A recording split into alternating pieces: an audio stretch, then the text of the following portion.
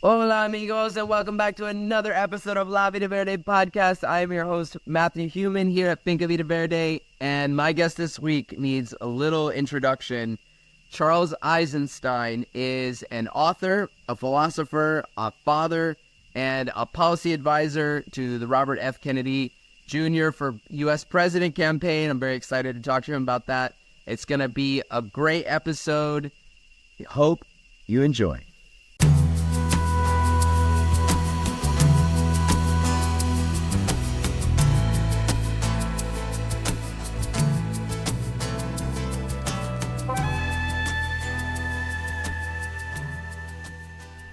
Charles Eisenstein, welcome to back to La Vida Verde. Yeah, good to be here with you, Ruben. Yeah.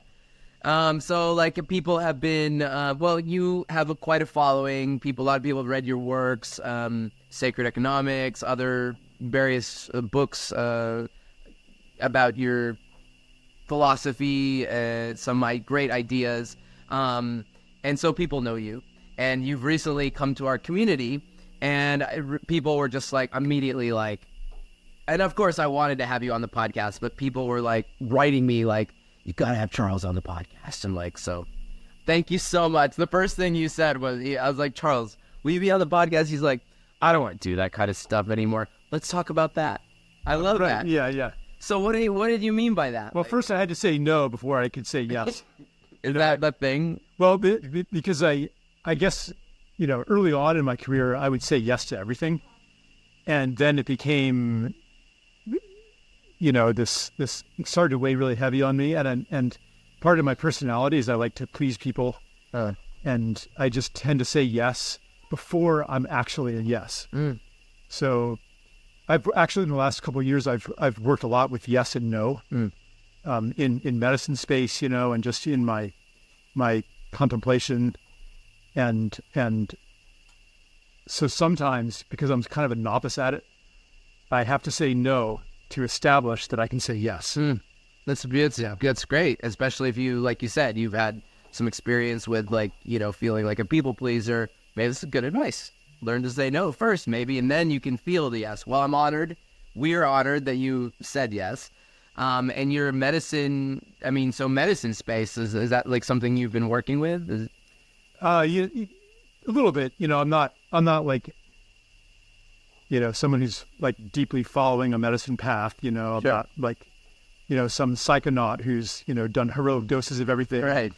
But I've worked with, actually in the last 5 years, I've been pretty much unable to really take most medicines. Why?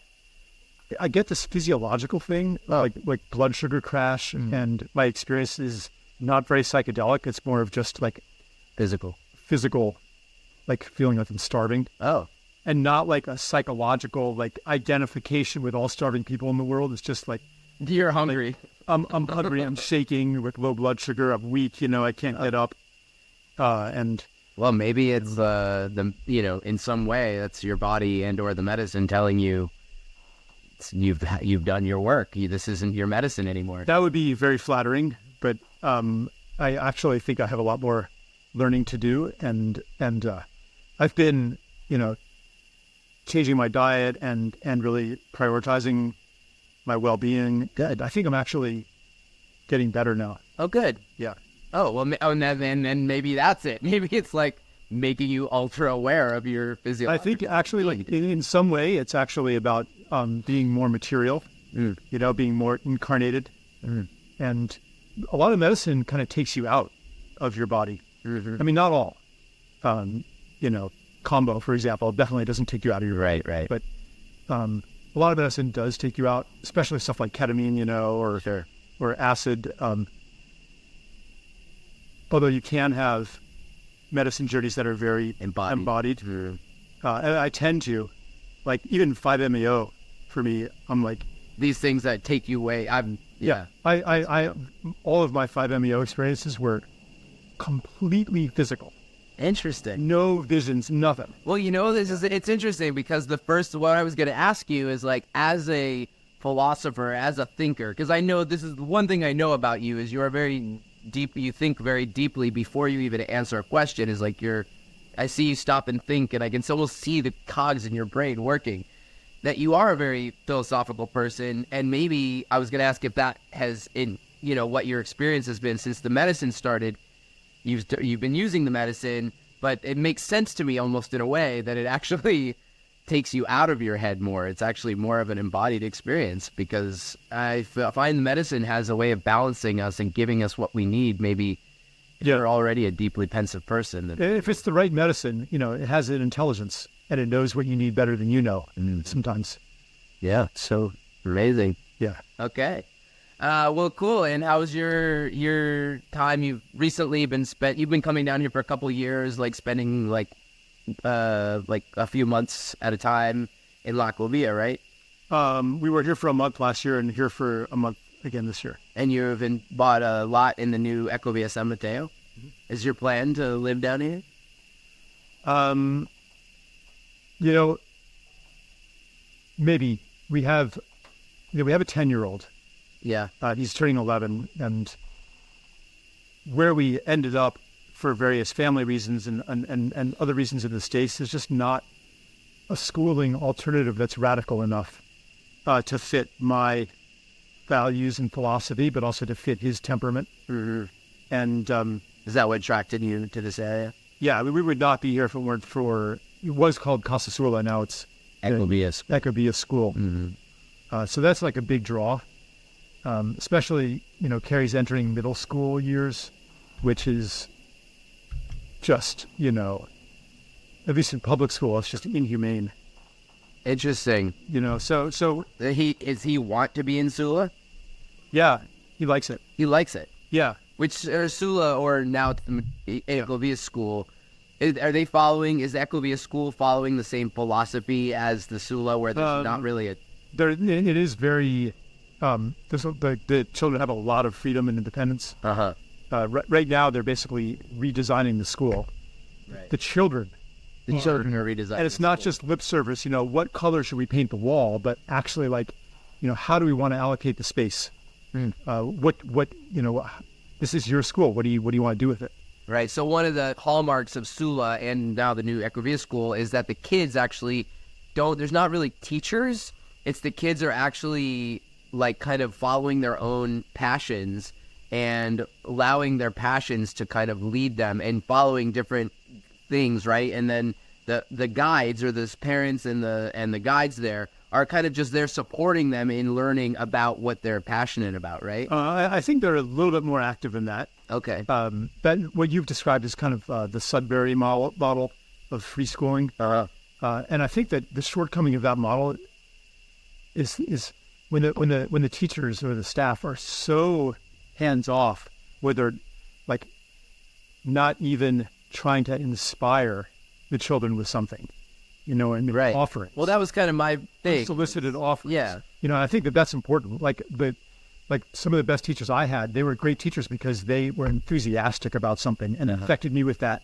And if it had just been, okay, what are you passionate about? Like, I never would have even known that these things existed. So I think that, and in any healthy society, children learn through their interactions with adults. You know, they learn how to hunt, they learn how to build a house, they learn how to play music. You know, they're not separated off from society. If you're going to do that, then I think you do have to have some kind of curriculum. Sure. You know, but the thing is, you know, when like in public school and in most schools on the world, on this planet today, you go to an institution that was made by distant authorities, and you march through a curriculum that was designed by somebody else. Right. So the life lesson you learn is how to live the life that somebody else plans for you. Right. It's training in authoritarianism. You know, being a complicit subject. Okay. And I don't want to subject my kid to that. Right. And also, but I also trust, like, aside from all that value, all those values, right. all that dogma, for me, the litmus test is, you know, if there's no school that day, is he disappointed or is he happy? Back home, we're sending him to public school just for 1 year, you know, so he can have that experience. And man, if there's a snow day, he is ecstatic. Uh-huh. Whereas here, He's enthusiastic to go. Yeah, one day he came home from school and said, when is it going to be tomorrow? Because he liked school so much that he wanted it to be tomorrow so he could go back to school. Well, that's amazing. And when you say back home, you're in Rhode Island. Yeah. And just a little bit of, can we talk a little bit about history? Like, what was where were you raised? I was raised in Pennsylvania. Pennsylvania. State College, Pennsylvania. Right. And your father or mother or both were working at Yeah, my father was a professor. My mom was a attorney. Attorney. Okay. What was your dad teaching? Political science. Of course, which we'll get to in a moment. The apple doesn't fall far from the tree. But you were raised in the education system. I mean, literally, your parents worked, your dad worked in it, and would you say did you go to public school or private school? Yeah, I went to public school. And so this is where you're kind of this, but you turned out okay. You turned out questioning the system. Human beings are resilient, and I was very fortunate to have, certain experiences and inputs that loosened the hold of the ideology that the school system indoctrinates into you. So, Would you say your father supported you in that? Yes and no. My parents highly valued educational attainment. It was unquestionable that I would go to college, that I would go to grad school, et cetera, et cetera. Did you? I went to college, not grad school. Where'd you go? Yale. What'd you study? Mathematics and philosophy. Okay. Interesting. Yeah. Wow. So I was together or separate? Together. So they tie in together. Yeah. That's a whole. There was a whole conversation. Yeah, there's stuff, mathematical logic, set theory, foundations of mathematics. But I took a lot of regular math classes too. But it was, I thought I was going to find the deepest answers. I know. Well, that's where it is. In my mind, I'm thinking like that. Yeah. So what's the takeaway from all that years? Well, eventually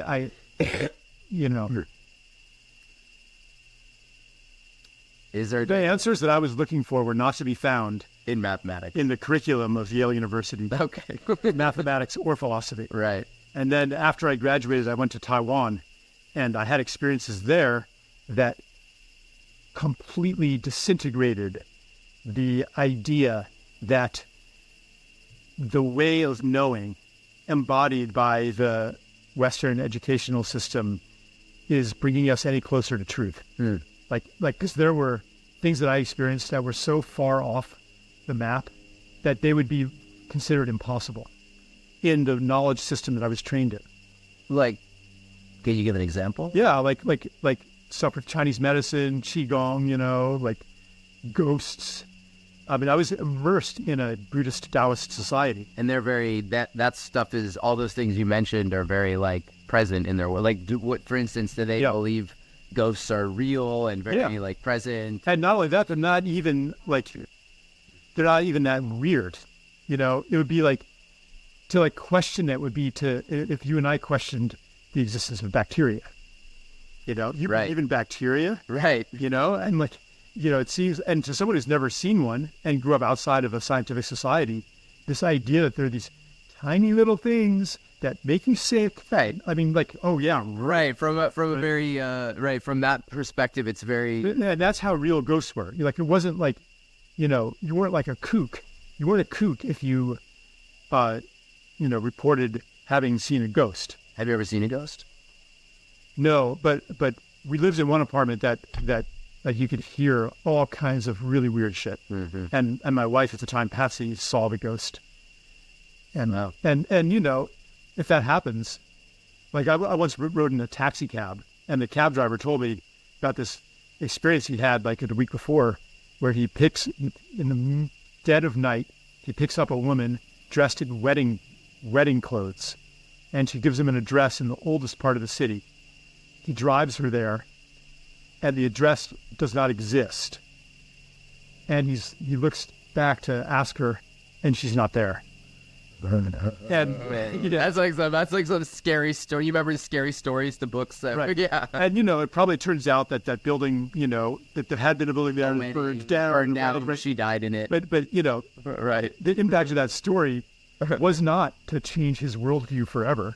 It was, oh shit, I better take my cab to a Taoist priest to clear out the yin energy from the ghost. Because for him, that's possible. Yeah, and it's not something that he wants to happen. Doesn't make him feel special. Interesting. It's kind of it would be like, if somebody with headlights sat in your cab, and like, oh man, now I gotta go. Right. Yeah. So you moved to Taiwan. What brought you to Taiwan? Well, I just felt completely alienated by American society. Yeah. And I got through college, but I had no ambition. I just could not be bothered to apply for grad school or the Foreign Service or medical school or law school or Wall Street or any of the things that my classmates were doing. I just had no interest. This was after college. I actually went to Taiwan during college, but then after I graduated, I went back. Right. But even during college, it was because I hated college. I just felt so alienated by it. Yeah, like of all the places, there was no what was it about Taiwan though that called you the most? Because Taiwan is Taiwan's It felt like I sat down with a map and south of China, separate from China. It felt like I sat down with a map and did a cost benefit analysis of what country I should go to. It was a series of. Met somebody from Taiwan or something. Yeah, I mean, actually, what it was. There's a language requirement, and I'd taken Spanish in high school, but it was totally useless. Mm-hmm. So I basically, it's kind of embarrassing, but I met this hot girl. And she's like, oh yeah, it's not embarrassing. That's why I'm taking a Chinese class. That's why I probably live here. And so I'm like, oh yeah, I'll check out that class. And it turned out that the teacher was wonderful. Mm.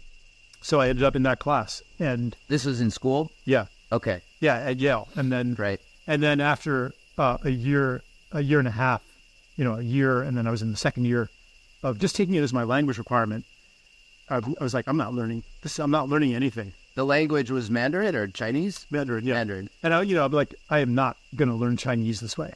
Right. So then I could just go to Taiwan. And I was like, no, I couldn't. I can't do that. I can't just leave college and go to Taiwan because hold on, why can't I go to Taiwan? Exactly. And I couldn't think of a good reason not. Exactly. So okay, I guess I'm going. I had a similar experience. I studied anthropology at Kent State University in Northeast Ohio. And I remember thinking I'm studying Native Americans sitting in a classroom from our professor, Professor Proofer, was a former, Nazi youth, really character, this guy. And he was like, call them fucking Indians. And I'm like, yeah, I don't know if this is the best place to be learning about Native American culture. Why don't I just go to the reservations? Why don't I just go to there? And if I want to learn about them, so it sounds kind of similar. You had yeah. And there you met, you got married. You were married to Patsy, you said. Yeah. Yeah. And you had some kids. Yep. How many kids were there? Three. Yeah. And you were together for how long? 10 years. Yeah. Yeah. And Jimmy's one of them. I met Jim. I know him from Costa Rica, Envision Festival. Yep. And now you have a lovely wife, Stella, who I love. I adore Stella, by the way. Yeah. And you have another child, a 9-year-old. 10. Almost 11. Right. Yeah. Cool. Okay. Well, and there was things in between there.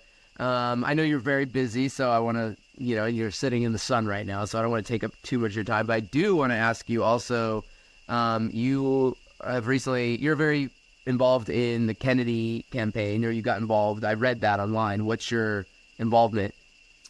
Well, I was talking about Robert F. Kennedy Jr., by the way. He's running for president this year as an independent. Right.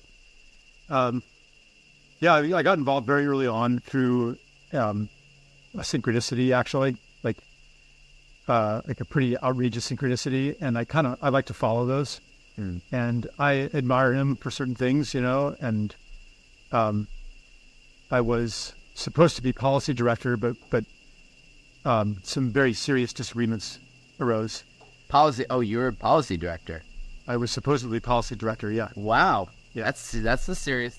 Yeah, I mean, I was like, I would say that I'm one of the, top staff. But, at some point, like who I am, like what I'm made for is not to be a campaign staffer. Sure. It's not just an issue if I disagree with him, like especially about Gaza, like we have some very profound disagreements. Sure. But if you want a president with whom you have no disagreements, you have to run yourself. Yeah, there's no way. There's no way. And I still think he's, as far as his understanding of corruption in government, of the threat of totalitarianism, his stand for civil liberties, free speech, his stand on the environment, Yeah. and to some degree peace. Like there's a lot that I agree with him on. Sure. And like because every time I get really indignant about how can he be supporting This or that. Israeli war crimes, Right. and like I'm like, okay, yeah, and what are the alternatives? Joe Biden, Right. and Trump, Right. Like, Which is going to happen. It's going to be Biden and Trump again on the two big guys, and Right. then like and I think that it would be such an incredible reset for our country, yeah, to break that two-party system. 100%. So I still am working for his election, Excellent. and I'm just trying to find what is my best role to do that. Yeah. And it's like, here's another thing. So I spoke at the what's it called, Feria, the fair, like the Sunday farmers market. The fair, The fair, yeah. yeah, the Fair, yeah. Echo Fair, last week. We have a Eco-Feria, local farmers market every Sunday, and what did you speak about? And I just spoke about community and the importance of having like these sanctuaries where you don't have to uphold your values because they're in the environment. And so I spoke about some of that, but it came up in one of the questions of Kennedy, and I was like, yeah, I've been working for Kennedy, and one woman just got up and walked right out because Just staunch something or other. I don't know why, but I feel like a little nervous to identify politically, Yeah. because political identification has become one of the badges of belonging Right. to a certain tribe. And if you state the wrong political opinion or that you back the wrong candidate, Sure. if you associate yourself with the wrong person, Or the wrong ideas. the wrong ideas, then you get expelled and ostracized and canceled, denounced. And that happened to me, during COVID. I have a little PTSD from it. Oh, because you were not 100% into the vaccine world or something. Yeah, I was a dissident from a lot of the COVID orthodoxy. Right. I was against the lockdowns and the mandates, and I thought the masking was basically like a form of medical theater. And I mean, the whole thing, I was a very, Do you still feel that way? I'm just curious, like, because yeah. hindsight, you looking back, yeah. Oh, I think that a lot of the stuff that I was saying that was denounced as rabid conspiracy theories has now been quietly acknowledged. Right, exactly. But anyway, just to long story short, this fear of being associated with the bad thing or the bad person is at the root of the intensifying divisions of our society. And I'm not going to stop supporting who I think is the best candidate just because I'm afraid of being associated with some of his ideas that I do think are actually repugnant, that I'm actually not in line. But at least he keeps me around You know, he's like, my voice is present there, Yeah. and I'm not keeping quiet. Let me tell you. Yeah, and maybe he, you know, I mean, I don't know him from anybody, but I would say, like, of all the candidates and of all the organizations, that's maybe the one that's more open to hearing alternative viewpoints and, like, kind of being questioned and being. So I hope you stay. I hope you do. I hope you stay on as policy director, because that would be amazing. I know that you and I share a lot of philosophy, and you know, people like us need a voice. I mean, the United States presidency, like you said, what an amazing experience it would be to break that two-party system. And I think if anybody can do it, I was a big Bernie guy, but I was sad when he folded into Biden. Yeah. I was like, because he could have done it. I think he could have done it. But I think if anyone can do it, I think a Kennedy could do it. Yeah, I think so. And so right. I'm not going to be policy director, but I'm trying to find actually my best use. And what you said is really important. I mean, like, people, like you said, wearing a badge, or like, I identify as this or as this. I've never, ever in my life identified as really very much. Like, I've always said, like, you know, I vote for whoever I think is the best candidate. If the Republicans would run somebody who I thought was worthy or, like, had good ideas, I would totally vote Republican. I'm not a Democrat. I don't care. Yeah. I vote for whoever I think is the best person. I just think people have gotten, like you said, people have just gotten way too, like, tribal about shit. It's like, dude, that's the whole antithesis of democracy. I mean, right? This is so basic to human nature, though. It's like someone asks you, what do you think about Yemen? And most people will be like, what do the cool kids say? Like, what am I supposed to say that I will be accepted? That I won't be attacked, that I won't be canceled, that I won't be denounced, right? That I won't be called a white supremacist or whatever. Right. You know, what are the cool kids saying? And that's what I'll say. Right. That is how it's actually, in a way, a positive trait, because for hunter-gatherers, the most important thing is social cohesion. Sure. And so we're wired for to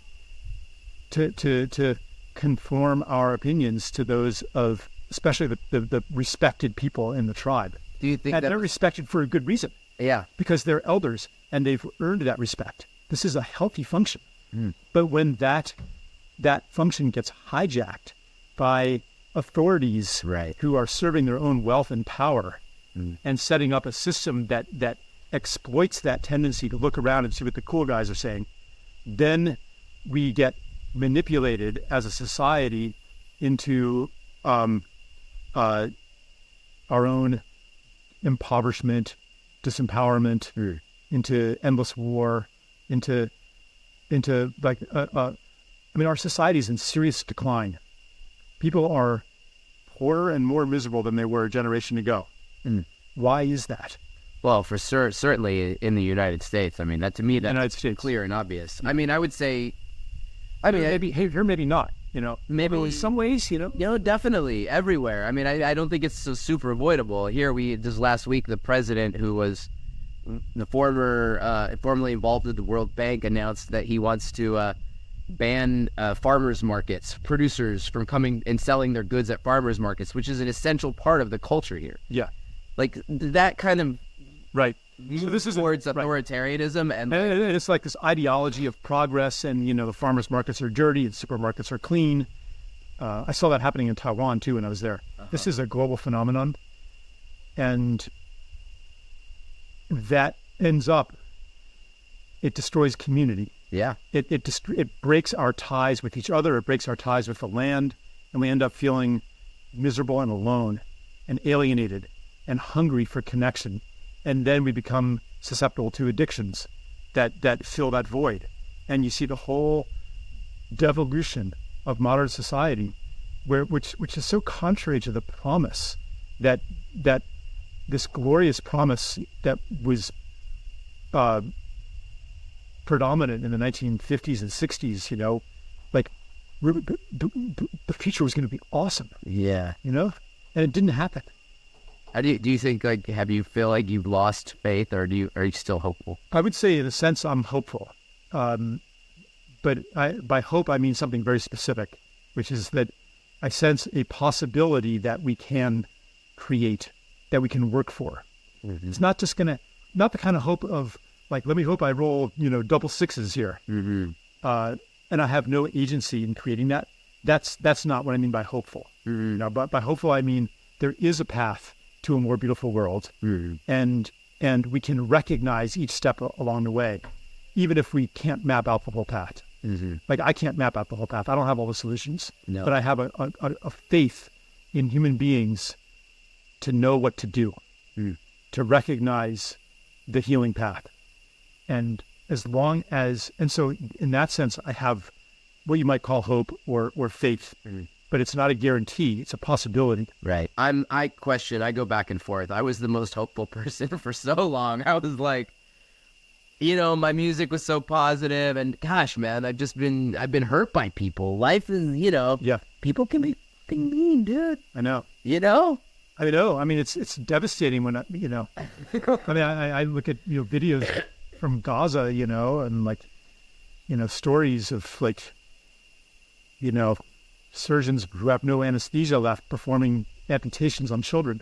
That's hard. I mean, like, or mothers whose milk is dried up because they're starving and their babies are wailing and wailing for milk until they stop wailing. Right. They become listless. Like, like there is so much pain and horror. Where do you get most of your news from? I mean, all over the place, because I don't see that kind of stuff, but I'm also not looking for it. I think I'm also part of my job is to take in media, the best and the worst of what's happening on Earth. That's the only way you get a full picture, and the level of miracle that exists out there also needs to be taken in. I heard a story the other day of a man told me a story about how he cured his mother from late stage Alzheimer's. She couldn't even get out of bed. She couldn't remember his name, didn't recognize him. And he, went on this crazy protocol that he discovered himself and now she's like winning bridge tournaments. And like cured it? Yeah. And like taking dancing lessons. What was the key? What was the I mean, it had to do with like some cannabinoid precursor. It was like really cannabis related. That was part of it. I don't know. I wasn't that interested in the details. All right. I'm interested in the details. I'm interested in the possibility why you're starting to abuse it. No. What were we talking? Yeah. No, I'm interested in the possibility. Like in order to navigate the future, we have to have a full set of information. And so like what you're talking about, like used to be really positive, and then like you face again and again the cruelty and unfairness and betrayal of the world, and like you lose faith in humanity and you're in the darkness. That's important too. Yeah. Because you can take that when your music incorporates that and the positive stuff, that was true. Sure. Like you weren't just like, pretending. Like you were tapping into a truth there. And when you incorporate all of that into your music, then it becomes medicine. Yeah. Yeah. Yeah. I think it's true. And also you're right. It's a both. I also think they both also existed. It's also about like in that time of my life, maybe my focus was more on the positive, and now I'm like receiving more lessons around the darkness. And at some point I'm realizing I'm like, well, I can still choose to focus on what I want to focus on, like for all that's bad that's happening or it has happened, there's also a silver lining to all of it. Like every time I've experienced that, there's always so much good. So yeah, it's just sometimes our lives are, I don't know, I think medicine comes to us when we need it in some way. Would you agree with that? Yeah. The medicine is called by the illness. Yeah. Yeah. Okay. All right. I've enjoyed this guy. Wait another minute. I just want to say thank you, Charles, for coming on here. You've been on a lot of very well-known podcasts. We're just a little wee podcast, but you're a community guy. I love that about you. You've been showing up here and supporting our community. I know you have a lot of followers out there, probably people that are going to see this and like be interested in where we live. I know some people have like bought in Equivia just because you're, because they share your philosophy. It's like we share a common belief that the system that we grew up in doesn't have to be that way, right? Yeah, that's why I like it here. The expats or the people, from other countries, who I meet here are here because, they have on some level rejected the place where they've come from. And so like there's a basic commonality. Yeah, that we don't have. They're searching for something else. That we don't have to do things the way it was. Right. And also Costa Ricans are very, not every Costa Rican is open-minded by any sense of the idea, but as a nation, this country has decided they want to be inclusive. It's a very special place. There's a very some kind of sacred hosting. Yeah. Which is not to deny the social inequalities, there's a lot of stuff like sacred hosting. Yeah, there's I like that. Maybe something like that. I like that. Yeah, check out the new book by Charles Eisenstein, Sacred Hosting. No, I'm just kidding. But there's something special about Costa Rica, Yeah, I agree. It's a special place that they're very passionate about the environment. Yeah. And it's just like anywhere. Like, is it perfect? No. People come here with this ideal of like, it's the people are all. And there is like this element of colonialism, and all the white people coming in and stuff like that. Sure. But if you reduce it to just that, you're missing part of the picture. Absolutely. Yeah. Absolutely. And if you talk to Costa Ricans, in which our community, there is a lot of expats, but there's also a strong number of Latin Americans and Costa Ricans. A lot of South Americans and a lot of Costa Ricans in this world, and they'll we all have a lot more in common in this community than we don't, Right. And maybe there's some fundamentalist religious Costa Ricans that have more in common with the fundamentalist Christian Americans that hate expats too. Because when I wrote about it, people were like piled on. They were they're like, you're now going to be a colonist, neo-colonizer, white, white privilege and stuff. And I mean that is something to be looked at. Sure, but it's not just that. No, no. We've talked about that a lot on this show as well, because it happened to Steven, it's happened to me. It's like everyone, but mostly from people who absolutely don't know, actually. Right. And I'd say most of those people have actually never been here and don't really have any. So who cares? Whatever. You're used to it, but you got to be used to it by now, huh? I never get used to it. No. That's why it's hurtful. Don't read comments a lot. It's hurtful. It'd be like the one comment, that, and it's not even so much personal. It's like, it hurts that there's that amount of hate and anger in the world. It's not even like, I mean, sometimes it gets under my skin, but it's more just, no, that there's people out, and obviously you probably know this, that it's just a reflection of that person's own.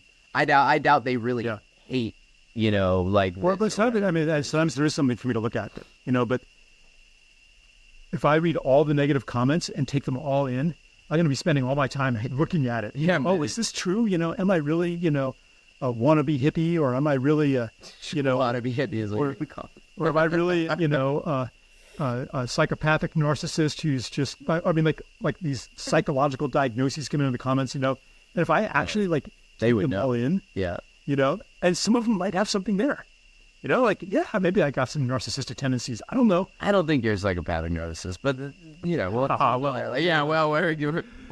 that's to stay tuned for the anyway. follow-up. Yeah. So, man, okay. Yeah. Well, we'll look forward to your positive and negative comments on this video. I will read them, and I won't tell Charles about them. All right. Because we don't want you to know.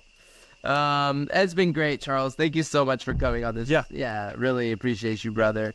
And this has been La Vida Verde podcast. My guest. Oh, where can people follow your work? Where's anything new coming up? Or the internet. Charles Eisenstein, the internet. We'll post to something or other. Maybe your website, or do you have a website? Or I publish on Substack. We're gonna post. But I haven't been publishing that much recently.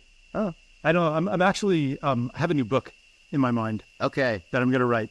You heard it here first. Yeah, this is the first time I've actually mentioned it in public.